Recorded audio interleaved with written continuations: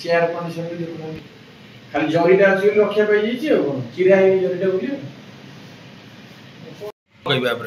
से एक्चुअली हमर एटा गत वर्ष मेंटेनेंस काम करा हितला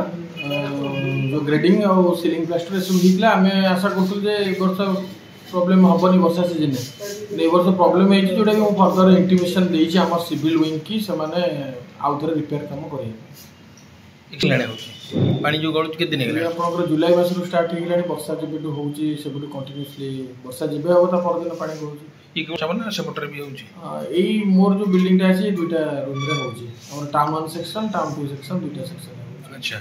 पानी पड़ी के आपण बस पर निश्चित हमरो फैन भी पड़ी जाई छी देखो आपनकर टेबल भी पानी पड़ी के आपनकर से जो प्लाय रहउची टेबल ऊपर से भी खराब हे गेलानी एई टाइप रो सब लोका कलेनी मु त हम सिविल टीम की कहि जे से मानकर डायरेक्ट सुपरविजन रे काम होई कोन प्रॉब्लम हे जे से माने ताको एग्जामिन करके ताको स्टेप्स नेबे चुने आपण निश्चित एटा तो माने मो ऑफिस नुहे तो एटा जनसाधारण ऑफिस तेणु करी आम प्रायोरिटी तो माने जनसाधारण जो आसुली ठीक भाव में